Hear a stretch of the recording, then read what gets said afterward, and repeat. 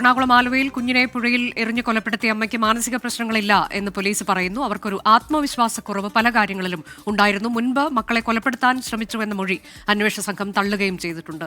വിഷ്ണു സുരേഷ് വിശദാംശങ്ങളുമായി. വിഷ്ണു, കഴിഞ്ഞ 1.5 വർഷമായി ഇയാൾ ഈ കുഞ്ഞിനെ പീഡിപ്പിക്കുന്നുണ്ടായിരുന്നുവെന്നാണ് പോലീസ് പറഞ്ഞത്. അത് ഇയാൾ സമ്മതിക്കുകയും ചെയ്തിട്ടുണ്ട്. ഇത് ഈ അമ്മ അറിഞ്ഞിട്ടില്ല എന്നതാണോ? അത് പോലീസ് മുഖവിലേക്ക് എടുക്കുന്നുണ്ടോ? അല്ലെങ്കിൽ അതിനെക്കുറിച്ച് എന്തെങ്കിലും അവർ പോലീസിനോട് പറയാൻ തയ്യാറായിട്ടുണ്ടോ?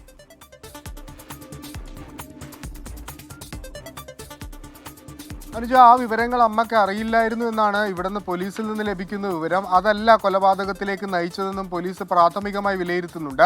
കൊലപാതകത്തിലേക്ക് നയിക്കാനുള്ള പ്രധാനപ്പെട്ട കാര്യം നമ്മൾ നേരത്തെ പറഞ്ഞതുപോലെ തന്നെ ഭർത്തൃ വീട്ടിനോടുള്ള ഒരു പകയാണ്. ആ പക പിന്നീട് കൊലപാതകത്തിലേക്ക് നയിച്ചു എന്നാണ്. അതായത് കുട്ടിയെ അവർ അമിതമായി സ്നേഹിക്കുന്നുണ്ട്. ആ വീട്ടിൽ തനിക്കൊരു വലിയ ഒറ്റപ്പെടൽ അനുഭവപ്പെട്ടു.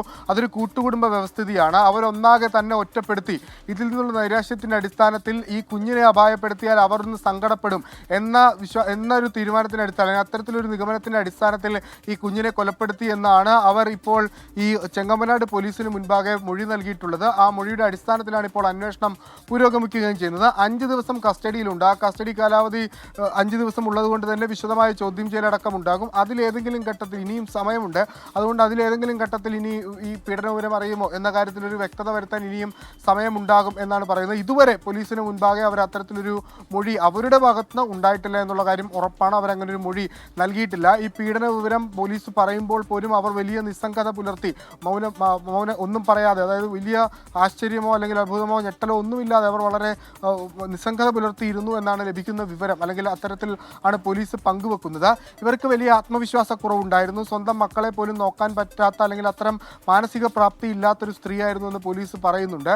അതുതന്നെയാണ് കുടുംബം ഈ കുഞ്ഞുങ്ങളെ കാര്യം ഇവരുടെ ഭർത്താവിൻ്റെ കുടുംബം പൂർണ്ണമായും ഏറ്റെടുക്കാനുള്ളൊരു സാഹചര്യം. അങ്ങനെ ഇവർ വലിയ ഒറ്റപ്പെടലിലേക്ക് പോകാനുള്ള പ്രധാനപ്പെട്ട കാര്യവും അതുതന്നെയാണ്. കുട്ടികൾക്കടക്കം ഈ തന്നെക്കാൾ കൂടുതൽ സ്നേഹം അവരുടെ വീട്ടുകാരോടാണ് എന്നൊരു തിരിച്ചറിവും ഇവർക്കുണ്ടായിരുന്നു. ആ ഒരു പശ്ചാത്തലത്തിൽ അവരെ ഒന്ന് വിഷമിപ്പിക്കാം എന്ന തരത്തിൽ ധാരണയുടെ പുറത്ത് ചെയ്തത് എന്നുള്ളതാണ് ഇപ്പോൾ ആദ്യഘട്ടം മുതൽ അവർ പറയുന്ന ആ മൊഴിയിൽ തന്നെ ഉറച്ചു നിൽക്കുന്നു. അതുതന്നെയാണ് പോലീസ് ഇപ്പോൾ വിശ്വാസത്തിലെടുക്കുകയും ചെയ്തത്. ഈ പീഡന വിവരവുമായി ബന്ധപ്പെട്ട് വിശദമായൊരു ചോദ്യം ചെയ്യൽ ആവശ്യമാണ്. പ്രത്യേകിച്ച് 2.5 വയസ്സുള്ളൊരു കുഞ്ഞാണ്. ആ കുഞ്ഞിനെ ഇത്തരത്തിൽ ശാരീരിക ബുദ്ധിമുട്ടുകൾ സ്വാഭാവികമായി ഉണ്ടാകും.